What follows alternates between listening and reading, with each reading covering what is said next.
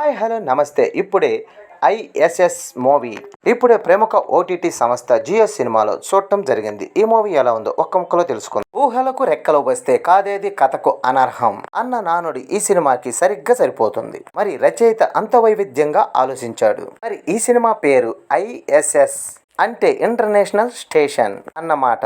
ఇది చదవగానే ఇంకేముంది, అంతరిక్షంలో ముడిపడిన కథ. అలా జరిగితే రచయిత గురించి ఊసెందుకు? అసలు రచయిత ఊహ నిజమే జరిగితే ఆ ఆలోచనకి ఒకంత గగురుపాటు వస్తుంది. ఇండెప్త్ స్టోరీలోకి వెళ్తే, అంతరిక్షంలోని సబ్ స్టేషన్ లో అమెరికా మరియు రష్యా దేశాలు సంయుక్తంగా ఇస్తూ ఉంటాయి. ఐఎస్ఎస్ సినిమా ప్రారంభం కాగానే సబ్ స్టేషన్ లో అమెరికా యోగగాములకు రష్యా యోగగాములు స్వాగతం పలుకుతారు. అందరూ ఆనందంగా సబ్ స్టేషన్ లో కలుస్తారు. ఇంతలో ఒక అమెరికా యోగగామి భూమి వైపు చూసి అందరిని అలర్ట్ చేస్తాడు. భూమి మీద భయంకరమైన విస్ఫోటనాలు జరుగుతూ ఉంటాయి. వీరికి అర్థం కాక భూమిని కాంటాక్ట్ చేయాలని ప్రయత్నిస్తారు. కొంత సమయం తర్వాత భూమిపై అణుబాంబు యుద్ధం ప్రారంభమైందని, సబ్ స్టేషన్ తను ఆధీనం చేసుకోవాలని వారి దేశాలకు వర్తమానం వస్తుంది. ఉండేది అంతరిక్షంలో 2 దేశాలకు సంబంధించిన వ్యోమగాములు. ఒకే సబ్ స్టేషన్ లో భూమి మీద యుద్ధం. అదే యుద్ధం సబ్ స్టేషన్ లో కూడా మొదలవుతుంది. మరి ఎవరి మీద ఎవరు గెలిచారు?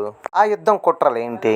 ఆఖరికి సబ్ స్టేషన్ ఎవరు సేజిక్కించుకున్నారు? ఇవన్నీ తెలుసుకోవాలంటే మూవీ చూడాల్సిందే. ఈ మూవీలో కెమెరా పనితనం బాగుంది. కొన్ని క్లోజప్ షాట్లు అయితే సూపర్ గా అనిపించాయి.